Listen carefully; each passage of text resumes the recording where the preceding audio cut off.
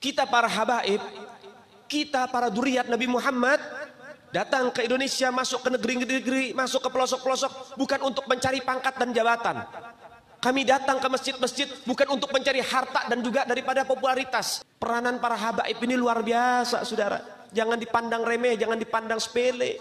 Hati-hati. Mereka itu anak cucu Nabi Muhammad. Mereka titipan Rasulullah.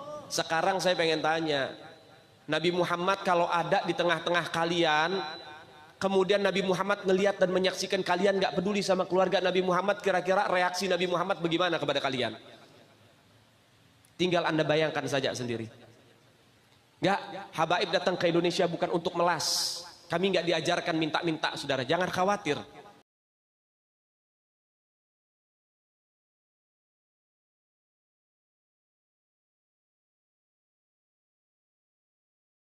Maka oleh sebab itu kita butuh dengan para ulama ini. Kalau nggak ada ulama kita nggak ada yang nuntun. Kalau nggak ada ulama kita udah rusak semua, saudara sekalian. Lebih-lebih kalau nggak ada ahlul bait Nabi Muhammad. Hati-hati, saudara. Kita para habaib, kita para dzurriyyat Nabi Muhammad datang ke Indonesia, masuk ke negeri-negeri, masuk ke pelosok-pelosok bukan untuk mencari pangkat dan jabatan. Kami datang ke masjid-masjid bukan untuk mencari harta dan juga daripada popularitas. Kami datang ke tempat-tempat antum semua bukan untuk mencari penghormatan, saudara sekalian. Enggak, tapi kami ingin melayani umat baginda Nabi Muhammad. Kalian ini tuan saya ini pelayan Anda. Kenapa demikian? Karena ini didikan baginda Nabi Muhammad. Ini didikan Rasulullah. Kami yang melayani Anda. Dengan cara apa kami melayani Anda? Mengajak Anda dekat dengan baginda Nabi Muhammad, mengajak Anda dekat dengan Rasulullah. Yang belum dekat sama Nabi kita kenalkan sama Nabi. Yang belum suka sholawat kita ajarkan biar cinta dengan sholawat. Kita didik satu demi satu untuk cinta dengan baginda Nabi Muhammad. Peranan para habaib ini luar biasa, saudara. Jangan dipandang remeh, jangan dipandang sepele. Hati-hati. Mereka itu anak cucu Nabi Muhammad. Mereka titipan Rasulullah. Yang namanya titipan pasti bakal ditanyain lagi sampai nanti sama Nabi Muhammad. Nanti datang kita di hari kiamat, datang ya Rasulullah. Sekarang saya ini bingung, pengen minta syafaat pertolongan. Nabi tanya, baik wahai umatku, saya kasih kamu pertolongan, tapi saya ingin tanya dulu, amanat saya dijaga enggak? Titipan saya dijaga enggak? Apa itu ya Rasulullah? Apa Nabi bilang dalam hadis? Taraktukum tsaqalain, kitabullah wa itrati. Saya tinggalkan dua pusaka, yaitu apa? Al-Quran dan juga anak keturunanku. Idza tamassaktum bihima, kalau kamu pegangi keduanya dengan sebenar-benarnya, kamu tidak akan pernah sesat selama-lamanya. Itu jaminan dari baginda Nabi Muhammad. Berapa banyak dzurriyyat Nabi Muhammad yang telantar di luar sana Anda tidak mau tahu. Berapa banyak keturunan Nabi Muhammad yang menahan lapar Anda tidak mau tahu, saudara sekalian. Dulu di zaman Al-Imam Syekh Zakaria Al-Ansari, seorang mufti besar, ulama besar. Beliau itu Syekh Khusuyu, guru di atas guru.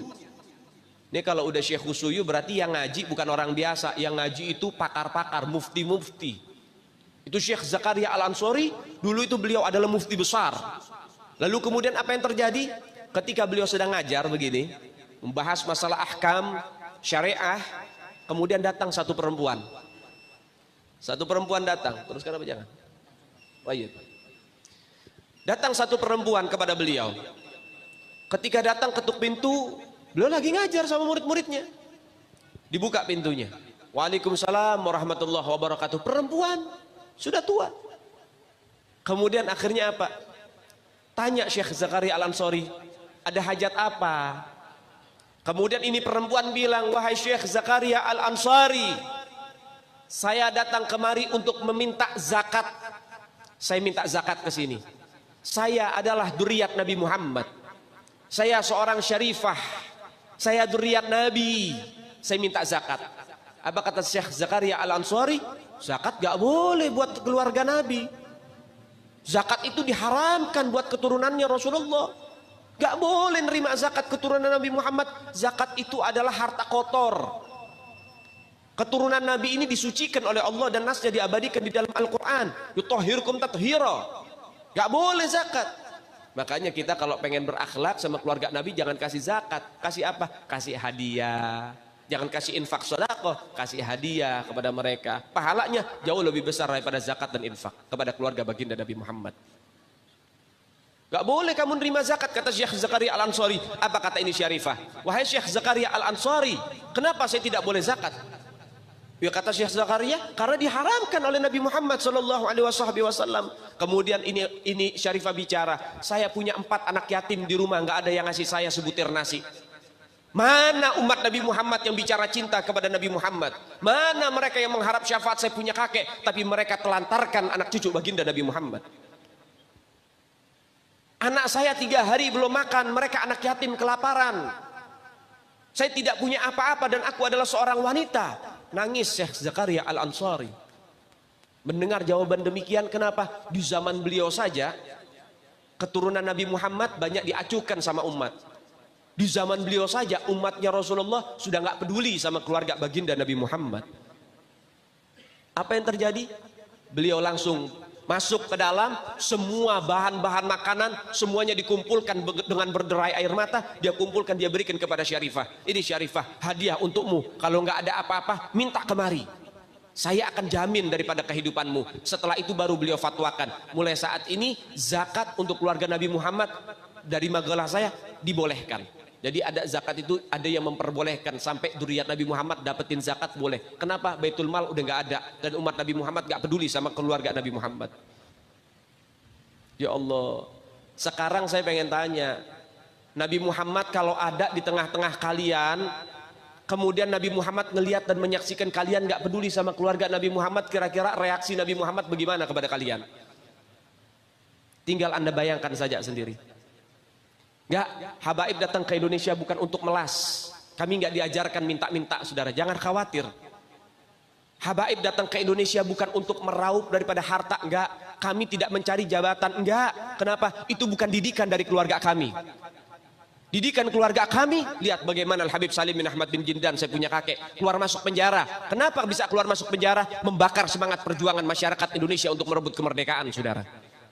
Al-Habib Ali bin Abdurrahman Al-Habsyi Kuitang, beliau yang memfatwakan ketika tanggal 17 Agustus Soekarno membacakan teks proklamasi mendeklarasi daripada kemerdekaan Indonesia. Beliau di hari Jumat itu, ba'da Jumat beliau fatwakan, sekarang saya fatwakan setiap tanggal 17 Agustus wajib pasang bendera merah putih di rumah-rumah kalian. Siapa yang nyuruh? Itu fatwa Habib Ali bin Abdurrahman Al-Habsyi Kuitang.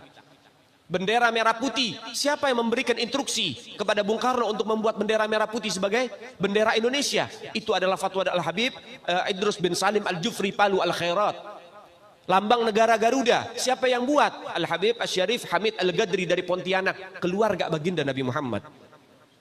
Lagu 17 Agustus, Pramuka, lagu syukur, siapa yang buat? Al-Habib Husain Al-Mutahhar dari Semarang, dzurriyyat baginda Nabi Muhammad. Jadi Anda jangan berpikir, ini habaib di Indonesia jasanya apa? Banyak, itu yang baru kecatat. Itu yang baru ketahuan, masih banyak lagi daripada keluarga Nabi Muhammad yang tidak mau masuk buku karena perjuangannya ikhlas karena Allah dan Rasul. Banyak, saudara. Siapa Imam Bonjol? Semua pasti bilang pahlawan, betul apa enggak? Imam Bonjol pahlawan Indonesia bukan? Pahlawan nasional bukan? Sekarang siapa namanya Imam Bonjol? Al-Habib Muhammad Syahabuddin, beliau habaib dari kalangan bin Syahab. Imam Bonjol itu bin Syahab, masih daripada kakeknya Habib Rizik, saudara sekalian. Itu keluarga daripada Nabiuna Muhammad, keturunan Sayyiduna Muhammad. Banyak lagi dari kalangan para dzurriyyat Nabiuna Muhammad SAW yang jasanya besar di Indonesia, tapi kita nggak ada yang tahu. Kenapa? Karena itu kami nggak cari popularitas, kami nggak cari madah pujian. Kami nggak cari tempat kedudukan, yang kami cari ridho Allah dan Rasulnya. Sehingga hal ini perlu diungkap, saudara sekalian. Bagaimana keluarga Nabi Muhammad jasanya besar, dan umat ini harus dihubungkan kembali dan dieratkan kembali kepada keluarga baginda Nabi Muhammad. Ini akhir zaman, kita semua melihat kok bagaimana gencar-gencarnya di media sosial apa upaya untuk supaya memisahkan umat Islam dengan keluarga baginda Nabi Muhammad. Upaya keras supaya habaib dibenci ada di Indonesia. Mulai Habib dengan kiai diadu, Habib dengan ustadz diadu. Mulai ada hal-hal semacam itu. Apa? Dendam politik, saudara. Gak keluar dari situ. Karena dendamnya kepada Habib Rizik sehingga akhirnya demikian.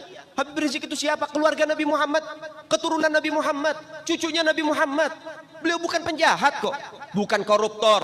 Beliau nggak pernah bawa lari uang rakyat. Beliau nggak pernah ngerugiin negara. Beliau tidak pernah mencemarkan nama baik negara. Beliau itu bukan penjahat, saudara.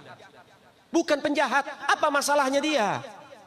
Sehingga dicecar sedemikian rupa. Cuman masalah prokes doang 4 tahun, saudara. Berapa banyak di luar sana pejabat, aparat, bahkan rakyat yang melanggar prokes gak ada yang ditahan. Kenapa cuman Habib Rizik yang ditahan? Ini upaya untuk supaya umat Islam benci terhadap keluarga baginda Nabi Muhammad.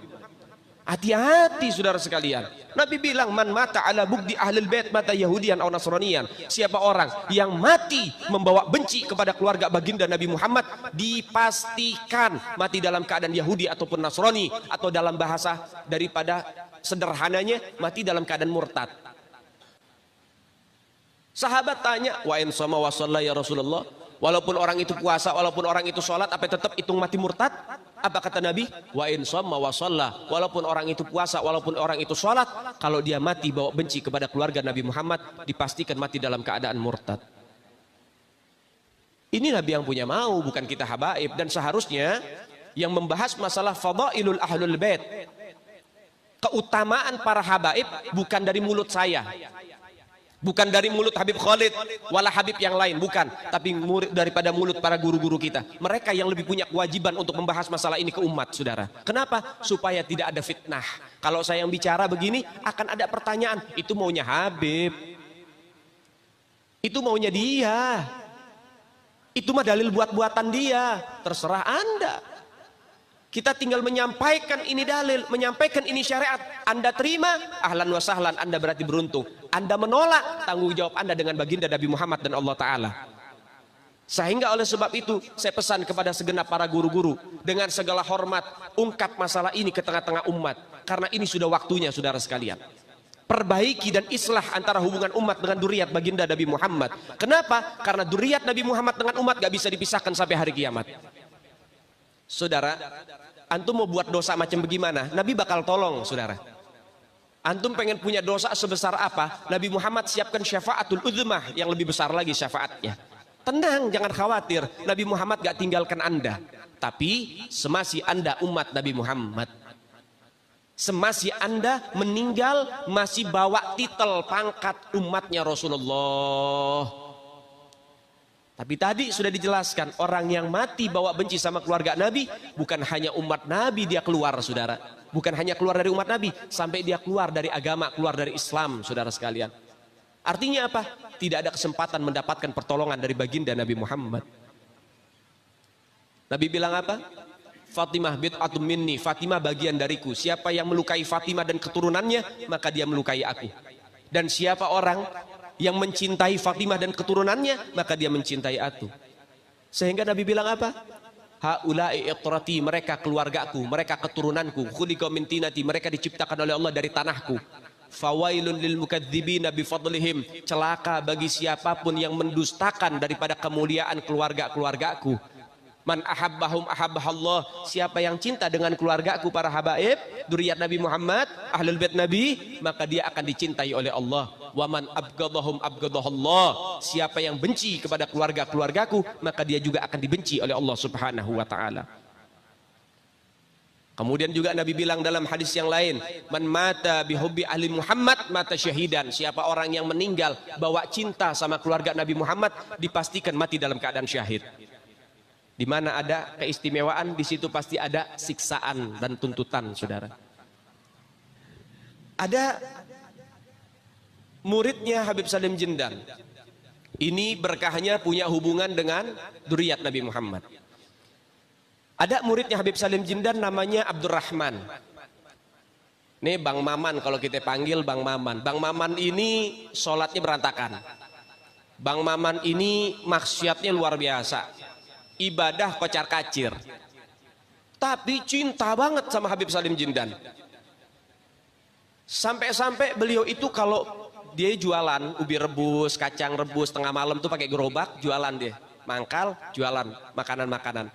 Tuh kadang-kadang Habib Salim Jintan hampir setiap malam ngegodain dia. Datang, "Man, lo dagang?" "Iya, Beb." "Bungkus semuanya, Man, bawa ke rumah." "Iya, Beb." Dibungkus semuanya, nggak komplain. Kadang orang zaman sekarang ada bilang penglaris. Jadi kalau habis buka belum ada yang beli, pamali mau ngasih-ngasih gratis. Katanya kena sial. Itu mitos. Lihat didikan Habib Salim Jindan. "Man, baru buka lo, Man." "Iya, Beb." "Bungkus semua, bawa ke rumah." Bukan hanya dibungkus, dianterin ke rumah Habib Salim Jindan. Itu hampir setiap malam. Jadi baru buka, nggak jadi buka, tutup lagi. Orang habis diborong sama Habib Salim, diminta. Itu hampir setiap malam. Hingga akhirnya apa yang terjadi? Gak lama Maman meninggal. Habib Salim Jindan dikabarin sama muridnya, "Beb, Maman meninggal." "Innalillahi." "Sianto, orang baik," kata Habib Salim. "Sekarang lagi diapain jenazahnya?" "Lagi pengen dibungkus, Beb." "Ya udah, nanti kalau pengen dibungkus mukanya jangan ditutup dulu. Tungguin gue datang." Ini bahasa Betawi nih. Datang Habib Salim Jindan. Ngeliat tuh jenazah tuh, pengen dibungkus, pengen ditutup kain kafannya. Beliau ambil kertas kecil, kotak. Kertas kotak kecil, beliau tulis. Ada yang ditulis sama beliau, ditaruh di bawah kepalanya si jenazah. Deh, tutup. Sebelum ditutup, habis beliau tulis, ditaruh tuh kertas, beliau bilang, "Man, gue tahu lo ibadahnya berantakan, tapi lo cinta sama dzurriyyat Nabi Muhammad, ikhlas dari dalam hati. Nanti kalau malaikat Munkar Nakir datang nanya pertanyaan kubur, jangan lo jawab, Man. Lo kasih surat dari gue, lo masuk surga tanpa hisab." Dijamin sama Habib Salim. Nabi bilang apa? 3 orang, 3 kelompok yang bisa kasih syafaat. Pertama, al-anbiya wal mursalin. Itu bisa kasih syafaat. Yang kedua, as-syuhada, para syuhada. Itu bisa kasih syafaat. Tapi punya kuota. Berapa? 70 anggota keluarganya bisa disyafaati oleh orang-orang yang mati syahid. Ini 6 orang, Laskar FPI. Ya, pecinta Habib Rizik yang wafat, yang meninggal karena dibunuh dengan sadis, nanti dia bakal kasih 70 anggota keluarganya syafaat tuh. Masya Allah. Yang ketiga, al-ulama, kata Nabi Muhammad, para ulama bisa kasih syafaat kepada orang-orang yang dia suka, yang dia cinta. Dan khusus para ulama gak dikasih kuota sama Allah Ta'ala. Siapapun dan berapapun pengen dikasih syafaat silahkan. Itu berkahnya para ulama. Diberikan keistimewaan sama Allah Ta'ala. Habib Salim Jindan nulis surat doa. Ada satu orang lagi, ini orang sama. Di zaman Habib Abdullah Al-Haddad, cinta sama Habib Abdullah Haddad. Ketika di dalam kubur, kemudian datang malaikat Munkar Nakir, saudaranya ngelihat di dalam mimpinya. Artinya apa? Ilham dari Allah Ta'ala untuk tarbiyah buat kita nih orang-orang selanjutnya. Ini saudaranya ditanya sama malaikat, "Man rabbuka?" Apa jawabannya? Habib Abdullah Al-Haddad. Waduh, Tuhannya ditanya sampai Tuhanmu Habib Abdullah Haddad ini orang. Ditanya lagi, "Man nabiyuka?" Habib Abdullah Al-Haddad. "Man kiblatuka?" Habib Abdullah Haddad. Semua pertanyaan dijawabnya satu, Habib Abdullah Haddad. Dengan hal itu karena kecintaan yang mendalam kepada Habib Abdullah Haddad, Habib Abdullah Haddad kasih syafaat. Datang ruhnya Habib Abdullah Haddad dikasih syafaat itu orang. Hubungan dengan keluarga baginda Nabi Muhammad.